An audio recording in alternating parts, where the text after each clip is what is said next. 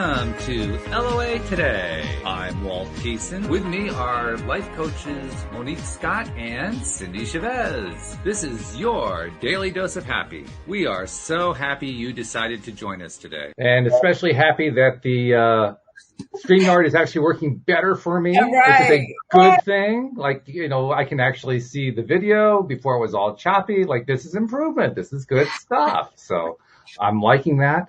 So hi everybody. We did miss yesterday. I was actually celebrating a birthday and Dean just, couldn't make it. So we figured, we'll just blow that one off, but we're back. We're having a good time today. And, I gotta tell you ladies, I think I told you before we got started, this has been crazy for me today. And you know what the craziest part is?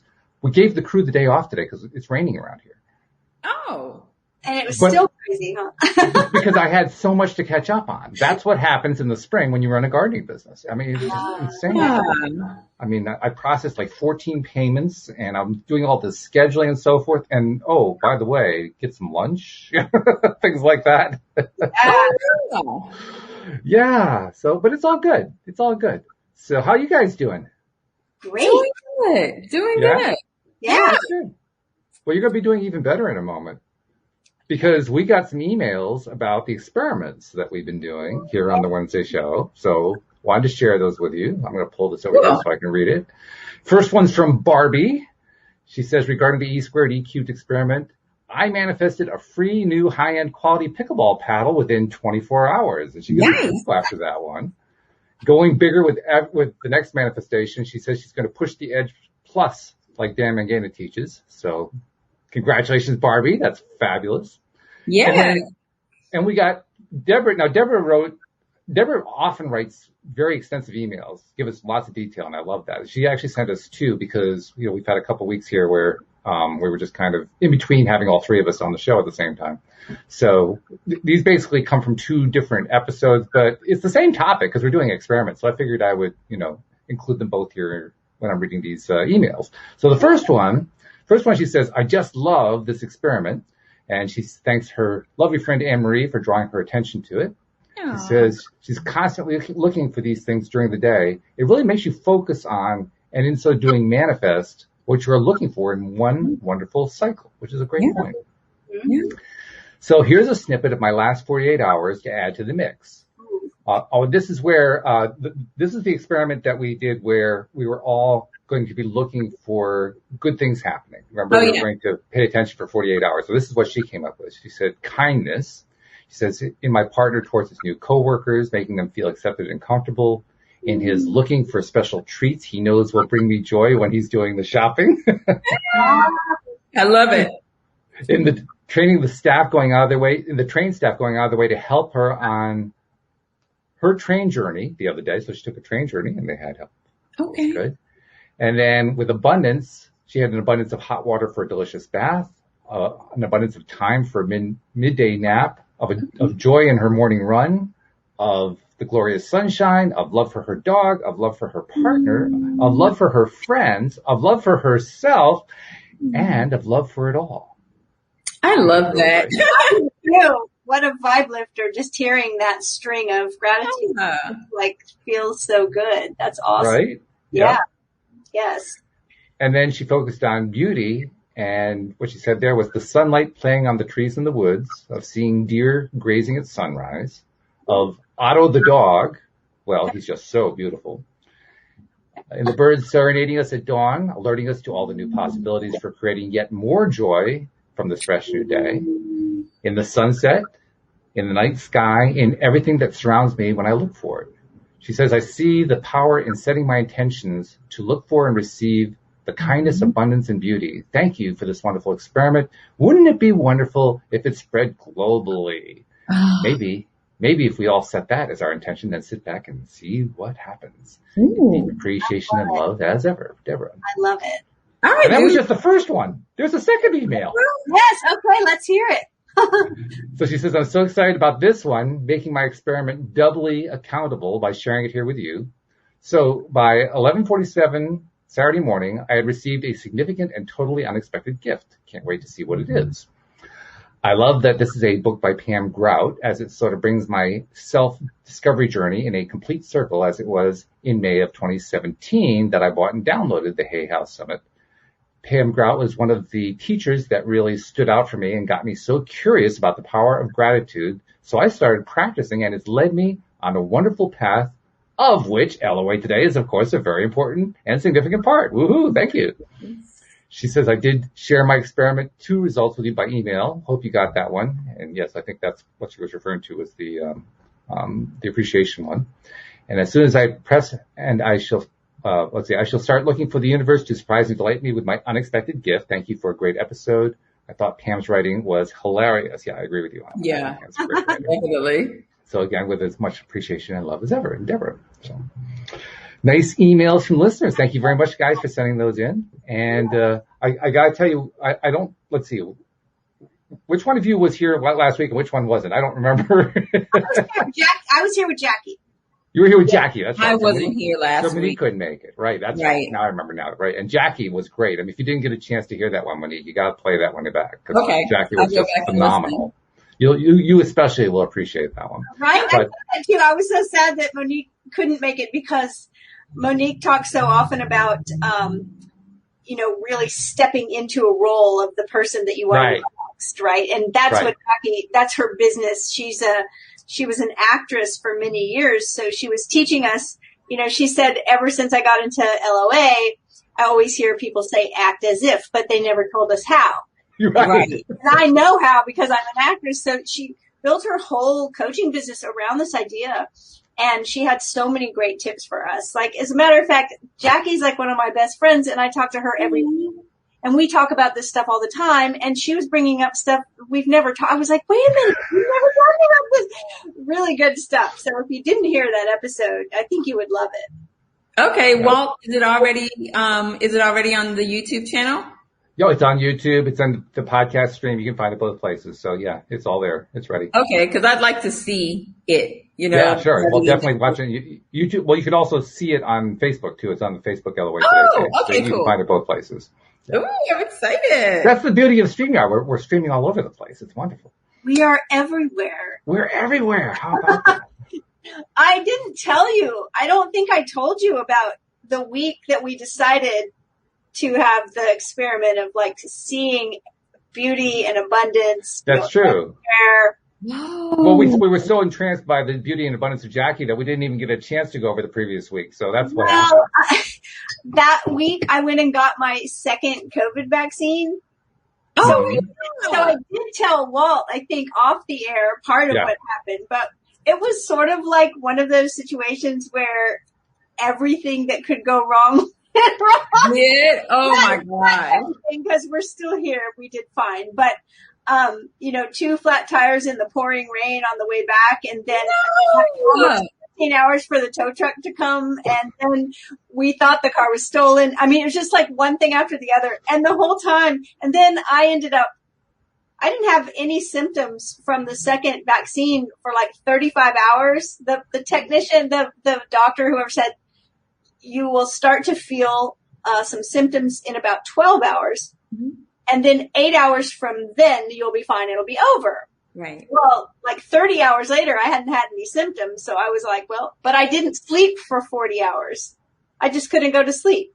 And then 45 hours after the shot, I got 48 hours worth of high fever. And the whole time I'm thinking I'm supposed to be focusing on everything that's beautiful. Oh my God. That really helped because I kept joking about it. And something that was weird was that, and really fun to recognize vibrationally, I just emailed a client about this, is that, when you wake up out of the blue one morning or in the night and you have a fever, it's like shocking. It's like kind of scary. It's like, oh no, I'm getting sick. What's going on? My body's happy. But when you get this shot and they tell you, okay, you're going to get a fever and chills, and that's just part of it working, and then it will be over. It's like, oh yeah, I had the fever. And it was so weird from just the normal experience of feeling ill, because it was like, whatever. Like I had no emotional attachment to it, like fear or like what's happening or uncertainty. It was just, oh yeah, this is supposed to happen. So it wasn't a big deal, but it's not fun, but it's still, Right. it really made me realize how much our emotions and our stories and our worries affect us. Because I'm having the same symptoms I would normally have if I just got sick, but without all those emotions and stories attached to it, it just wasn't a big deal. Yeah. Isn't that interesting? Yeah. It was like a totally different experience. I see Neo Positivity says, I had the same feeling after I got my shot. Yeah. Isn't that weird? It's just like, no big deal.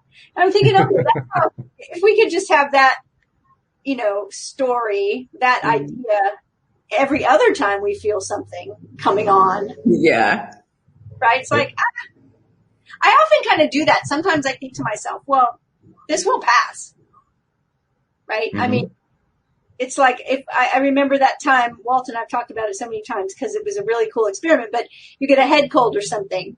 Mm-hmm. I've always tried to tell myself, well, this is going to pass. Like, I'm not going to have a head cold for the next 40 years. I mean, it is. Right. I mean, just doing that seems like it just like takes the pressure off. Some of the symptoms don't seem as bad. Oh, yeah, it just changes the vibration. So there have been occasions where just by taking that attitude, the symptoms went away in like a half an hour. Well, that one January when I was sick, oh my gosh, or I was my body kept trying to get sick, and I would feel my thoughts going down this pathway of like, right. I think I have to feel, I must be getting a cold. I feel like I have a fever. I think my throat hurts. And then I would focus on how I wanted to feel and start talking about it,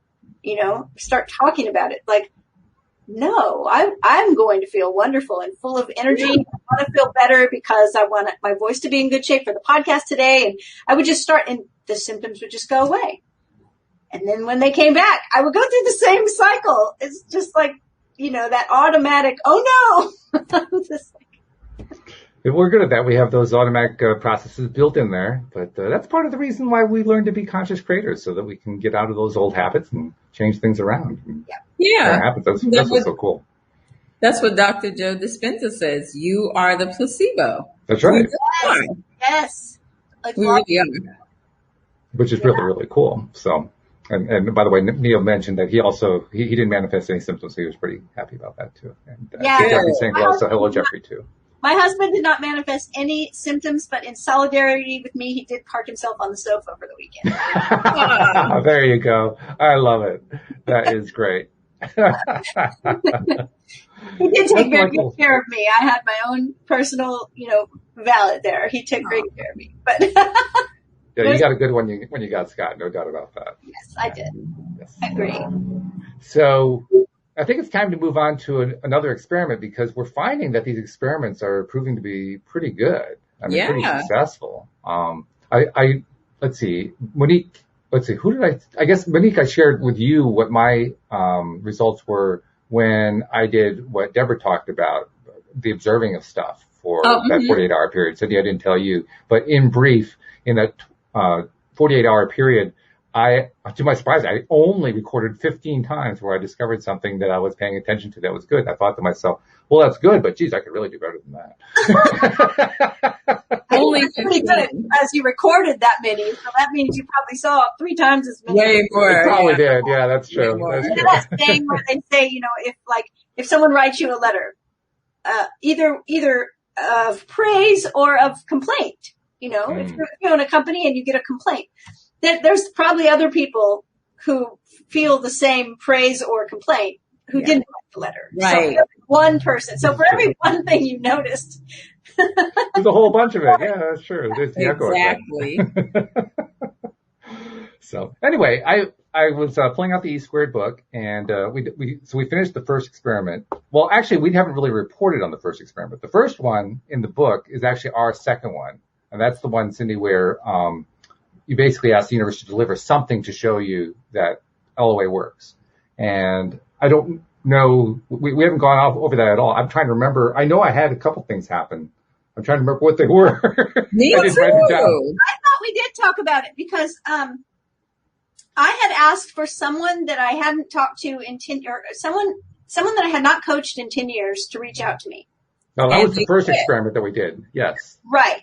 Yeah, this is the one where you ask the universe to deliver something, but you don't specifically ask for what it is. You want the universe to provide the evidence. I must have not been there when you did that. Oh, Right. yes, you weren't here that day. That's Right. right. Okay. So I'll do it this week so we can really do it next time. But I was trying to remember because I got a few things that came my way and I didn't write them down in that case. So I'm trying to remember what they were. Monique, did you do any tracking? Do you remember anything about what happened with that experiment? Because we always should report on these things. I do remember. You do? Okay. So let me jog your memory a little bit. You remember that I said, oh, you know what? I'm going to go all out and I'm going to tell the universe I want 3 things. Do you remember that? I remember that. That's right. Yes. Hey, Yeah. So I actually got nothing. But I know why I didn't get anything. Why? Because from the moment I said that, Walt and Cindy, from the moment I said that, and I'm so embarrassed to even say this, but my mind started thinking, but what if I don't get 1? But what if I don't get 3? Oh my gosh, then I got to come back and tell them that I didn't get anything. And like that just kept playing over and over in my, am I being greedy? Of course I'm not being greedy. I mean, all this stuff, right? And I got nothing, but I know it's because of the doubt in my mind. And it's so weird, you guys, because it's like one of the few times, like that's not the norm for me. So I don't even know why I even thought that. Well, you know what's interesting is though, you know that saying that somebody says like worrying is like praying for what you don't want? Yeah. Well, doubt, you said it's like the doubt in my mind. Well, doubt is like focusing on the thing that you don't want. Right? And that's what you manifest. Yeah. So you did manifest something. I manifested what I was That's thinking, right. which was nothing. Me getting nothing. I have a question. You said you asked the universe for 3 things. And I remember I had told that story about asking for like 2 things and then adding a third that was just completely ridiculous. Right. Is that what you did, or did you just pick 3 things? No, okay, you just picked. No, I was just like, God, I'm gonna get 3 things. I'm waiting. And then I was like, but what if he doesn't give me 1? Then I gotta go back and say I didn't get anything. And then my mind just started, I don't even know. So how do we frame that one? Since I haven't done it yet, is that where we just ask for the universe to give us something that proves to us that Elway exists. Yeah, Okay. It was nothing random. You didn't have anything in mind, just something. Okay. That's the one that when I did this experiment, 5 years ago, whatever it was, when you gave me the book, that's where on that same day I'd been interacting with people on Facebook about the numbers, and then I get it was that one. Right. But Walt, now that you bring that up, I want to ask you guys, like I see angel numbers all the time, so much now that I don't even look them up anymore. At first, when it started happening, like in 2018, every time I saw 111 or 1111, I would race to go and, well, what was I thinking? What does this mean? But I see it so much now. It's like a natural occurrence now. Do you guys have that? Do you guys naturally or normally see a lot of angel numbers? I'll tell you, the first time I even knew anything about it must have been back in maybe 2001. It was my mom, actually. My mom said to me, I see 444 everywhere. Wow. And she said, and she started giving me all these examples, not just like license plates, but like it pulled up behind another car and they were in traffic, and she looked up in like the building, the number 444, or this 444, that 444. And I didn't know anything about numerology at the time. So we started looking into it, and my sisters and I always just said, well, that's Mom's number. That's her number. So it always reminded me of her. When she passed away, may she rest in peace. The number started, first I got an email from her computer, and it was blank. Ooh. And so I called my stepdad and said, are you using Mom's computer? And he said, no. And I said, because I got an email from her computer, but it was blank. And I think the time on it was like 4:44. Oh, wow. But then after that, one of us had to send the other one some pictures, and the camera downloaded the pictures, and they were all numbered, and they were all like 4440, 4441. which made no sense because the numbers previously were way less than that. So it just kept showing up, that number. So that was like my first experience. And then after that, had a lot of experiences with 1111, which you hear that one a lot. So my husband and I, whenever we have that experience where we look up and we see 1111 somewhere, we'll text the other one and say, make a wish. So we always do that. And then we got married on 1111. Oh. We chose that date specifically. Oh, that's cute. Because it was 2018 and 2018 reduces to 11. So 11, 11, 11. We just thought it was fun. But it happens to me a lot. And there are certain ones that I know what they are supposed to mean. Like 555 is supposed to mean like buckle your seatbelt. Like the things you're manifesting are going to start coming out, right? Coming out. So whenever I see that, I kind of chuckle about it. But yeah, I don't know. Walt, do you see them a lot or only when you're doing a Pam Grout experiment? Well, yeah, I think that's pretty much it. I do see it a lot. I just never create the associations in my mind that most people do. It was never important to me to see. I was like, oh, isn't that fun? That's about the extent of it. I didn't give it any more importance than that. And so my position on repeated numbers and so forth has always been, well, it isn't so much what the official version is of what the number means. It's what it means to you. And your story was a great example of that, because there's probably some website out there or some authority who says what 444 is really all about. But 444 had a very specific meaning for you. That was not going to be true for everybody else. It would be very specific to your experience. That's what I mean when I say it really depends on what it means to you. Right. The meaningfulness is what you assign. Whenever the official meaning is supposed to be angels are around you. And I know that because when my mom kept singing it, we started, digging, and that's what we kept hearing people say is, 444 means angels are around you. Well, my mom was dying of cancer, and it gave her a great deal of peace to allocate that meaning to that number, right? But when I see the number, I rarely think about angels around me. When I see the number now, I say, hi, Mom. Yeah, there you go. I love it. So, yeah, you're right. It's like when it has a personal number meaning for you, it changes everything, Okay. It doesn't have to be numbers. We like numbers as human beings. I mean, hey, I was almost a math major. I probably should have been a math major because I was good at math. So, I mean, I like numbers a lot. And that's why I think we give a lot of attention to it. But it's almost anything that's important. Whatever is important to you. Things. That's what we like, do. Right? We do. Exactly. It gets us in trouble sometimes. Yes. Well, it can be both. It can get us in trouble or it can get us into joy. It can work either way. Absolutely. Yes, absolutely. Yeah. Jeffrey says letting it be fun helps you to refocus on happiness as opposed to whatever program the mind is running. Yes, and that's exactly what I'm talking about adding meaning to things, right? One of my favorite questions to ask a client when a client comes to me with some story is, what are you making this mean about you?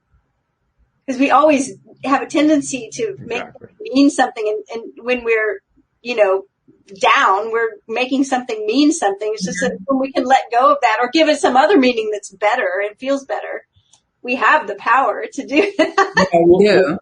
And that was what I was trying to convey in my thumb-fingered way on that day when I had the 555 during the experiment. Because when I was talking with people, the people were literally freaking out with, but I got 1, 2, 3, 4. What does that mean? I'm like, why are you freaking out? It's a number. That's all it is. Relax. It's just the same thing. I heard somebody talking one time about being asked how old you are, right? And you know how people will say age is just a number, right? Yep. But sometimes we attach certain meanings to certain ages, certain numbers, right? And I've heard people say, when I turned whatever age, the next week, my eyes started not working properly. I started having arthritis, and I'm like, well, that was a program. Like, we expect it at a certain time, and there it arrives to us because we expect it. So sometimes we give that kind of meaning to things. I agree. Yeah. And I will even go so far as to say, I'm very proud to say, I've gotten to the point now where I have let go of a lot of stuff in my life. And now if I stumble upon something that I know I used to be attached to, that I no longer am, it's a nice light feeling. It's a really good feeling. I'll give you an example of it. Now, this one I never really had an attachment on, but you could see where there would be one. Yesterday, of course, was my birthday. I turned 64. What do I say with the word 64? The old Beatles song. Will you still need me? Will you still feed me when I'm 64? Oh. Now, that's a feeling that isn't all that really great. Like, oh my God, I'm so clingy. I need to hang on to you. Are you going to be there for me when I'm older? Which is never an association that I had, so I can kind of look at that one and say, yeah, haha, I like that one. That's kind of funny, but I could also see it being, if it had been something that I had been hanging on to and I'd let go of, that would be a very common experience for me now. I have let go of so much stuff that stuff comes back and I say, oh wow, I used to be so attached to that. I'm not anymore. So for me, a lot of these numbers and these symbols that come my way, it's more like, wow, here's something else to celebrate that I let go of. Yeah, I think part of this, there's that question, there's certain aptitude tests and personality tests that have a question. There's like, do you always attach meaning to things? And I'm like, yeah, it's like guilty. I like to, make meaning out of things, but being able to do what you're talking about there, where you can willingly let go, if it's not right, is really powerful. Yeah. Well, especially when you have as much to let go of as I had over the years. I mean, I'm still letting go of it. There's that stack that I let go of. There's this stack that's still yet to go. Well, I was actually thinking about this, about how attached we get to things, and like Monique being like attached to the outcome of the experiment, and then having that attachment start to cause, it's a really great thing to have happen, actually, because you can tell clients about this now, right? And because, right. Seriously, it's an experience that you had where you're like, this is what happens when you get too attached to an outcome. Then your brain starts, worrying about it. Yeah, monkey brain. It's just all over the place, just thinking about it. Well, I was thinking about, I don't know if I've ever told this story on this podcast, but I remembered it last night and told it to someone, and I've been thinking about it all day. So I really want to share this story about letting go. Brenda says she sees 111 and 222 a lot. Yeah. Nice. And what does it mean? Tell us what it means to you while Cindy's telling her story, Brenda. Give us a little detail about 111, 222, what it means. So I had a Mercedes that I owned since it was a baby, and her name was Edna, and I loved her very much. I loved her very much. I had a lot of good memories of Edna. I just drove her till she had 160,000 miles on her. And then some things just started going wrong, and I was, fixing them, and then something else would go wrong. She was old. And my office looks out onto my carport. So she was sitting out there. Well, at the same time, I had gotten into this relationship with this wonderful man who I'm now married to. Oh. And I work from home, so I don't really go anywhere for work. And then whenever we would go somewhere, I was with him in his car, and he had a Mercedes too, and it was much newer than mine, right? So sometimes I'd take his car, but my car was just sitting there and it wasn't running. And, I washed it and stuff. I kept it clean, still very pretty, it just didn't run. And at some point, like 2 years into her sitting out there, I just started noticing her every time I looked out the window, and I started, for that whole 2 years, I just kept thinking, I don't want to put any more money into her. I know I need to sell her. I need to put an ad on Craigslist or in the paper or something. But I was attached to her. She had a big meaning for me, right? Sure. And I was having trouble letting go. And so we're talking about letting go, right? I have an idea that I see over and over. Every big shift happens after a big letting go. And I just couldn't let go of her. And then at some point, like about 2 years, I was sitting here and I'm looking out the window, and it hits me, probably because of Jackie, if you're listening, Jackie, because Jackie knows all this stuff about feng shui. And it's really not good feng shui to have a dead car sitting in your driveway. It's not a good thing. It's a dead car. So that really bothered me for about a week. And I finally I was like, okay. And I said, universe, one morning I was just like full of energy over it. I was all tangled up. I was like, okay, I've got to get this car out of here. Like, I'm not going to be able to manifest anything if I have a car in my carport. Like, this just doesn't work.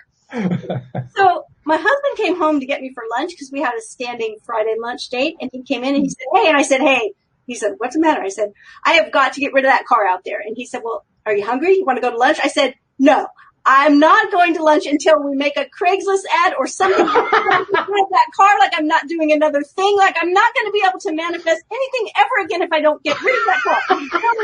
Ever again. And he was like, oh, and he reaches out and hands me this slip of paper. And the slip of paper said, hi, my name is, I'm really interested in buying the E-Class Mercedes that's sitting in your carport. If you want to sell it, please call me. Here's my number. And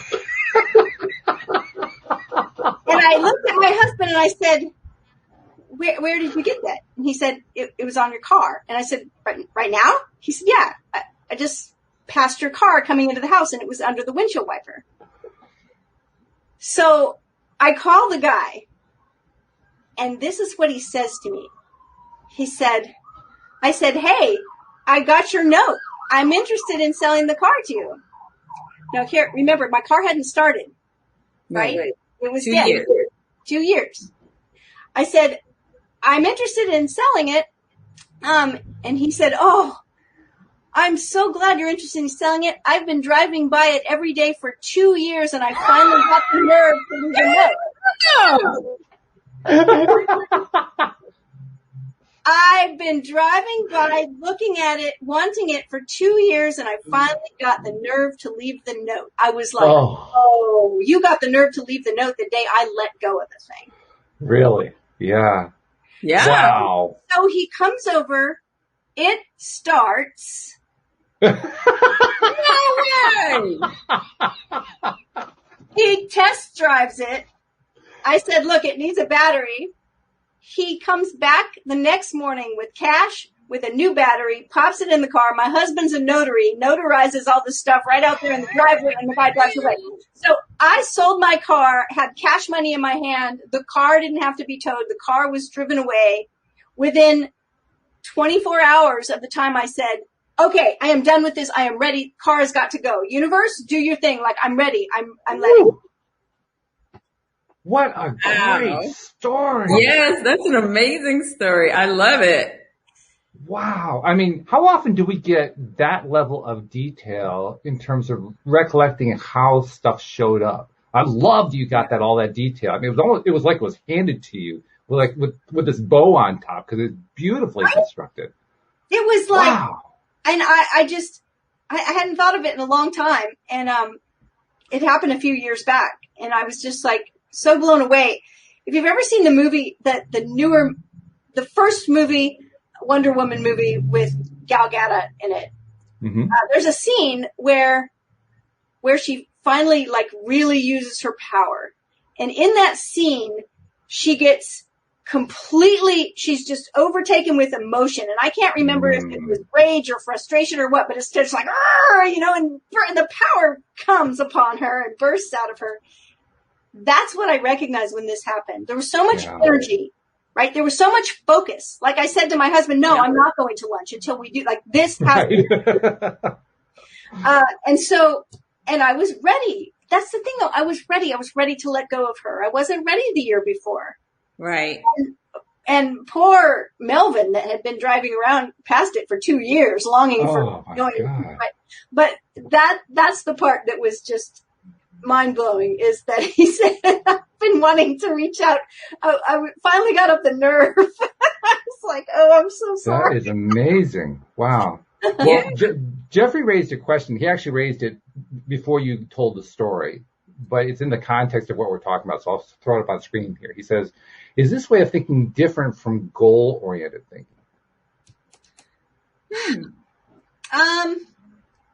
I don't know how to answer that question. I mean, I am very process-oriented, not goal-oriented. I have a tendency to do much better in manifesting if I focus on the process and not the outcome. And that might not be the case for other people. Right.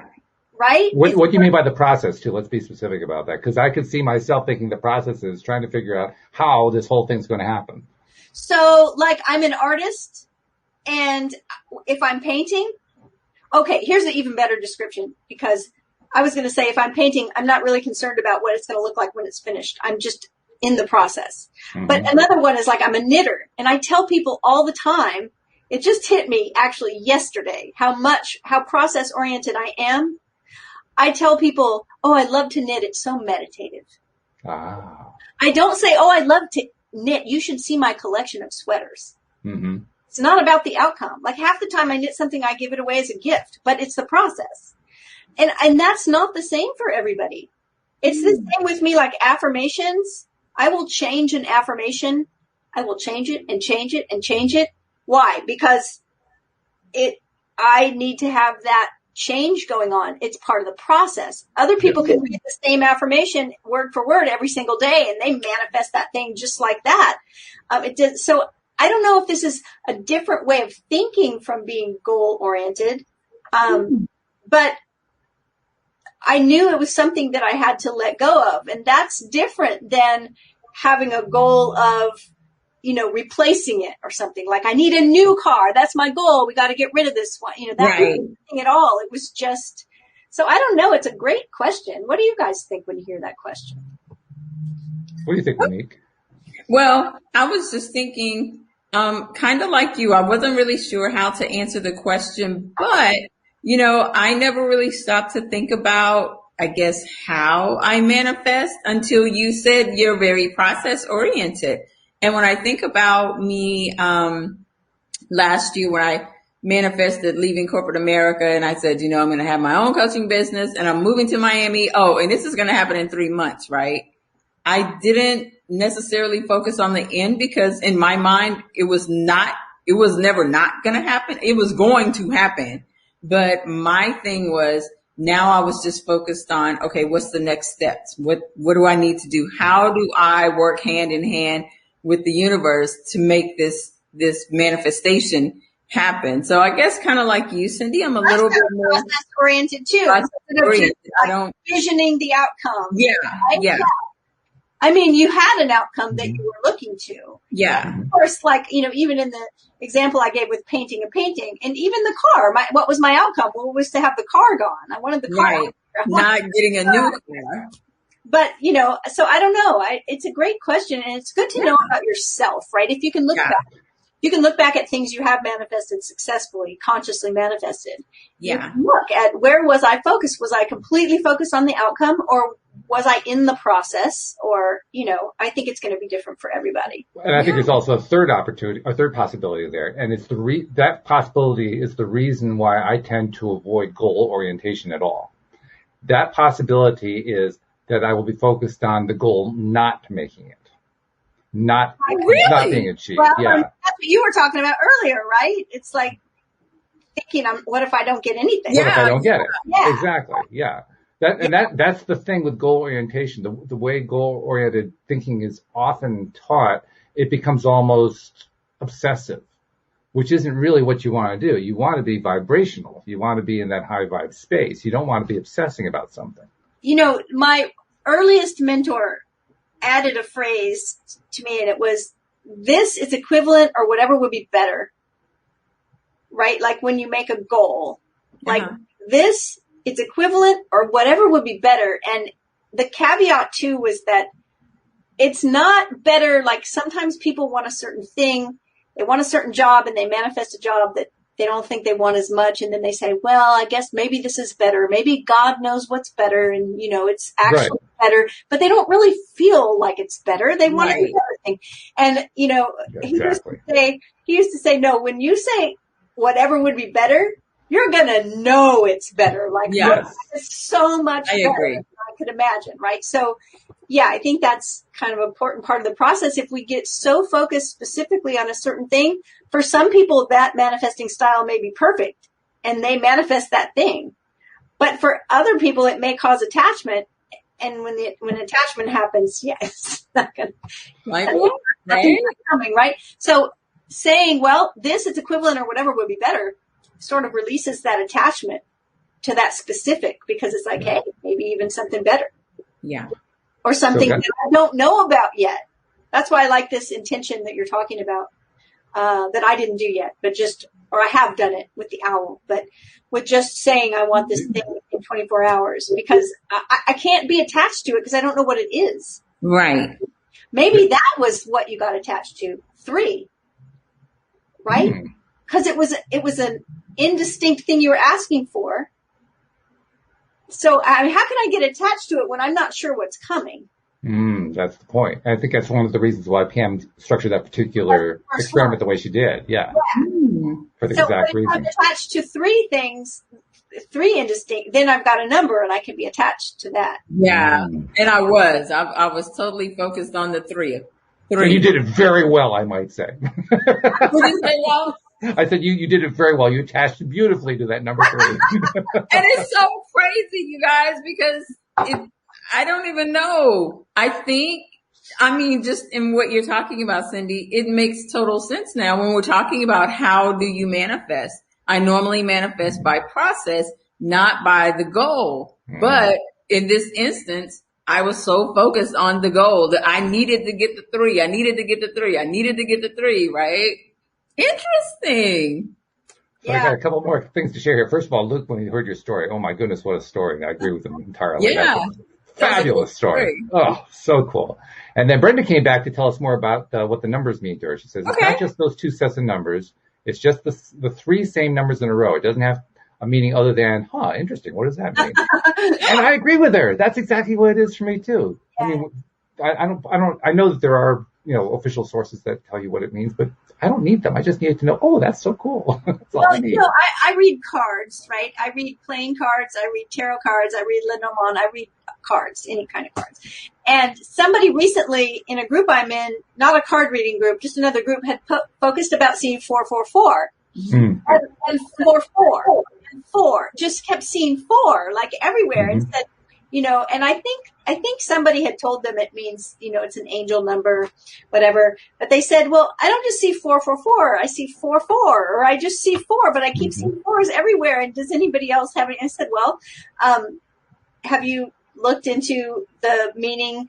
Like in the tarot, 4s are there. It's a number like a 4, like 4 legs on a table, structure, foundation, solidity, something being stable. Even in playing card reading, same thing. It's something that doesn't change. It's something that is stable and it has a foundation to it.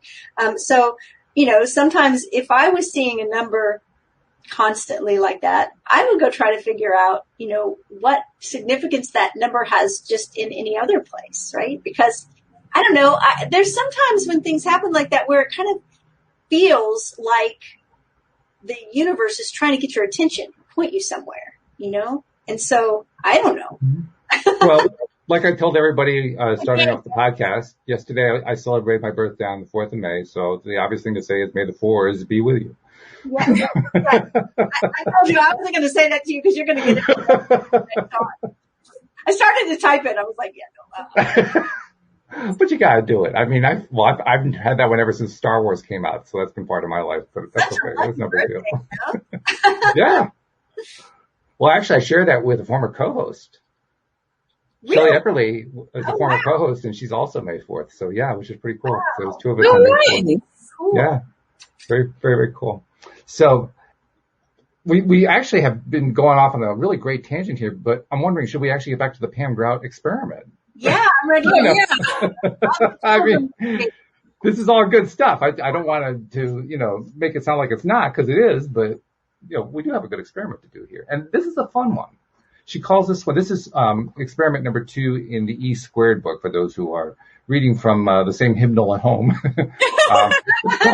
It's called the Volkwagen Jetta Principle, subtitled, You Impact the Field and Draw from It According to Your Beliefs and Expectations. And then there's a quote from, I love this name, Lemony Snicket. In a series of unfortunate events, miracles are like pimples, because once you start looking for them, you find more than you ever dreamed you'd see.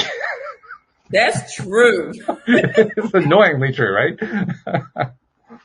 So the premise is that what shows up in our lives is a direct reflection of our inner thoughts and emotions. She says, my friend Linda told me an amazing story about a young woman she once observed at the airport. This poor young thing was struggling with 3 heavy bags, but worse than the unwieldiness of her baggage was her less than positive attitude. With great gusto, she was vocalizing her immense disgust at a lack of help. Why, she kept shouting, is the bus taking so long? Where in the hell is that bus? This is completely unacceptable. Now, Linda said she might have felt sorry for the girl, except that the very bus she was criticizing was 5 feet in front of her with its door wide open. Twice the bus circled, each time stopped to pick up passengers, but the irate young woman could not see it. The bus, thanks to her intense commitment to struggle and anger, was literally out of her energetic sphere. That's why I named this principle after a popular model of car. Once a new model or make or brand enters your sphere of awareness, you suddenly notice it everywhere. And that's what happens when we devote our minds to things we do not want. Lack, unhappiness, danger are no more prevalent than a Volkswagen Jetta. But once we bring them into our consciousness, they sadly take over. According to physicists, there's a 0-point field, what I call the field of potentiality, or the FP, where every possibility exists. Yeah. For example, there's the possibility you could be a ballerina. Another, that you could be a U.S. senator. Still another possibility is being a bag lady in Haight-Ashbury. When it comes to the FP, the possibilities are infinite. Now, since I'm not a physicist and can barely pronounce the name David Bohm, let alone understand his theory of layered realities, I prefer to think of the field as a gigantic Walmart with hundreds of thousands of products or possibilities. This is probably a good time to mention I'm not a fan of Walmart. I've never quite been able to forgive the corporate giant for running my favorite corner pharmacy and fabric store out of business. But as a single mom on a budget, I do occasionally lower myself to shop there. And when I do, I know just where to find the fabric, the puzzles, the kids' shoes, all the things I've been known to purchase. But I'm completely oblivious to most of the hundreds of thousands of products on the shelves. Why? Well, because they're not what I'm looking for.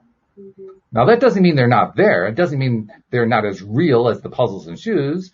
It just means I'm not aware of them. For example, my daughter once came home from school with head lice. After panicking and briefly considering throwing myself off the nearest bridge, I finally concluded I would provide a much better parental example by going in search of lice shampoo. Sure enough, on an aisle of Walmart I'd walked down dozens, probably hundreds of times, was a complete selection of lice shampoo. Why had I never noticed it before? Because it wasn't what I was looking for.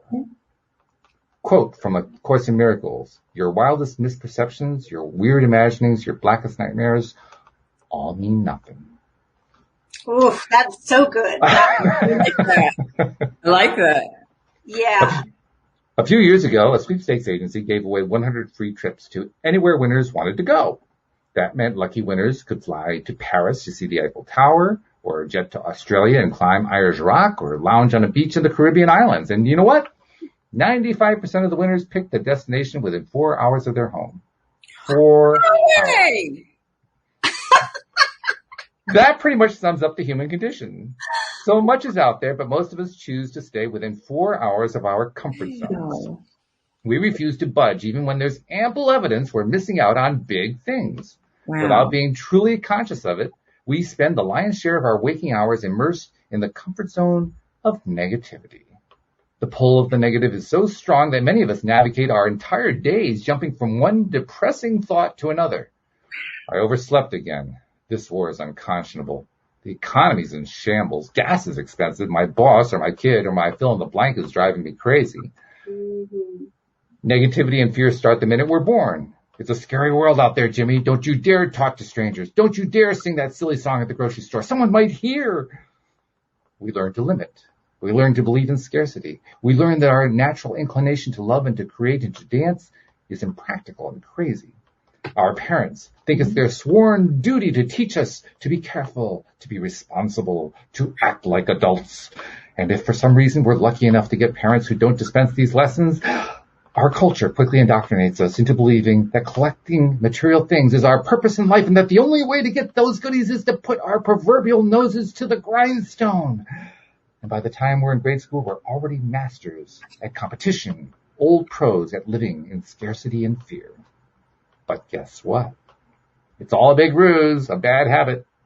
As A Course in Miracles clearly states, once you develop a thought system of any kind, you live by it and teach it. Once you form a belief, you attach all of your senses and your life to its survival. Ooh. Like that. Yes. Yeah. Oh. Physicists call this phenomenon collapse of the wave. Infinite numbers of quantum particles are out in the universal field, dancing around, spreading out in waves. The moment someone looks at these energy fields, they solidify like gelatin in the refrigerator. Your observing is what makes them appear solid, real material. Remember in Disney's Snow White, when she's lying on the forest floor crying, she feels as if all these eyes are staring at her. And indeed, dozens of forest creatures are skittering and scampering about. But the moment she raises her head to look, all the cute little birds, squirrels, and deer dive behind trees, and all she can see is a solid, unmoving forest. In reality, our universe is a moving, scampering energy field with infinite possibilities, but because our eyes have locked in on problem mode, that's what appears to be reality. That is Good stuff. such good stuff. Good. Yeah. Isn't that good? This book is. Yeah. This book is fabulous. I mean, and she goes on. I mean, we don't have time to read the whole thing because we use up all the time of the show to read the whole of it. But I do want to get to the experimental part. So let me skip ahead. And let's see. So the method that we're practicing is everything we think we're seeing is all just a guess, a prediction our brains are making, according to Kurt Anderson, author of True Believers. And so let's see. Pam says, for the next 48 hours, that's all, a pain-free 2-day commitment. You are free to go back to your miserable life as soon as this experiment is over. Miserable life. You are going to actively look for certain things. And just like sixth graders who start out dissecting worms, not human bodies, you're going to begin with something simple. Green cars. Or if you insist, pick another color rather. Sunset beige, for example. For the first 24 hours of the experiment, you're going to make the following conscious intention. I hereby intend for the next day of my life to look for, well, okay, you win, sun beige vehicles. Again, nothing special is required. Just keep your eyes open and make the intention. And then simply notice if your conscious awareness has made a difference in the number of sunset beige cars you see. On day 2, during the second 24-hour period, you're going to make the intention to find yellow butterflies or purple feathers or whatever. Just make the intention. Oh. My friend Jeanette tried the experiment in January in the Upper Peninsula of Michigan, found yellow butterflies on stationery and on a paper cup at her daughter's friend's birthday party. Another friend, Angela, was reading The Secret on a plane. This popular book on the universal law of attraction suggested that readers make an intention to receive a free cup of coffee. She laughed because, after all, the onboard flight attendant was just 2 aisles away from asking her that important flight attendant question, coffee, tea, or soda.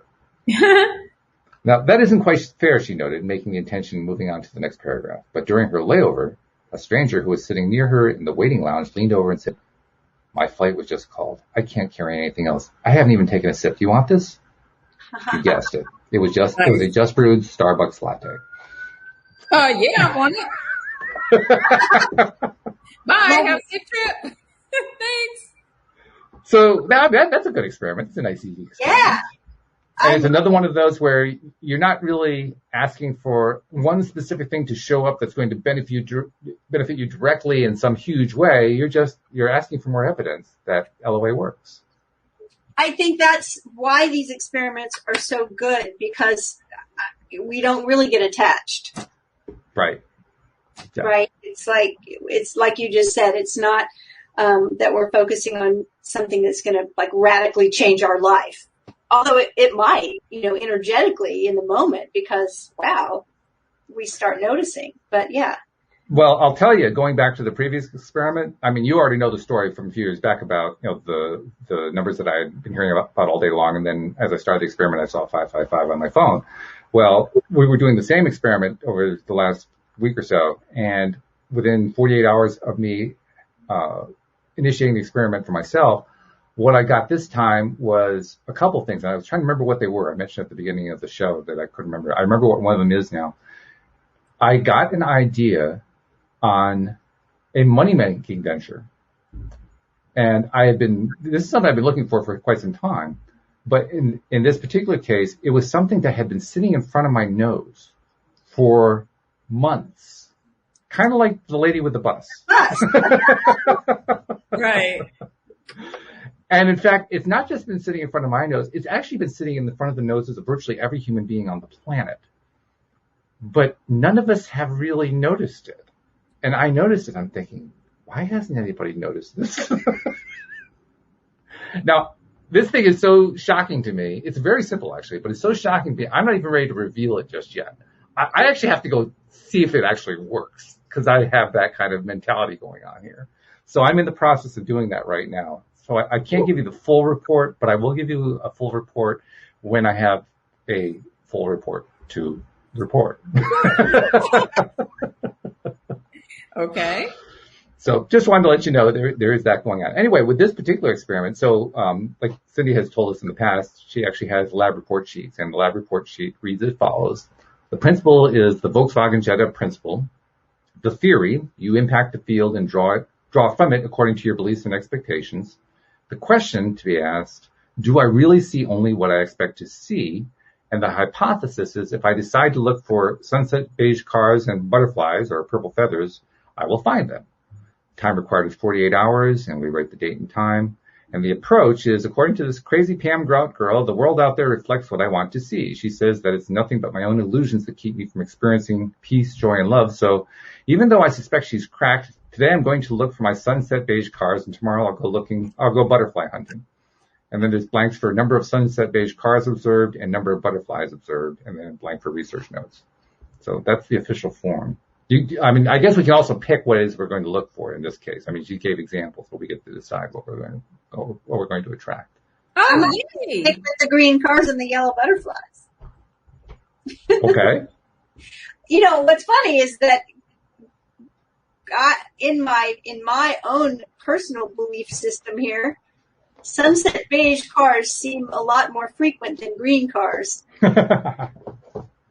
And right, so I was like, no, I'm going to stay with green cars. We'll see if they show up. It doesn't seem a whole lot of green cars, so we'll see. This should be fun. So it's stretching the edge is what you're doing. Yeah. You're stretching the belief system. Right, right. Yeah.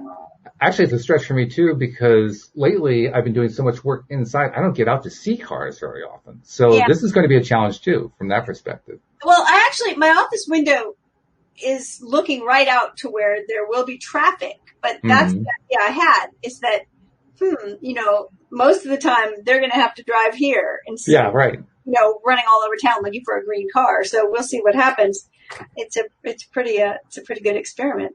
What about you, Monique? You're going to think of something different, or stick with the green cars and the yellow butterflies or purple feathers?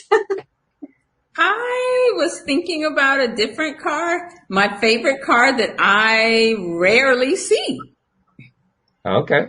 And that's it can be a 2020 or a 2021. I don't think the body style changed that much for me to know the difference, really.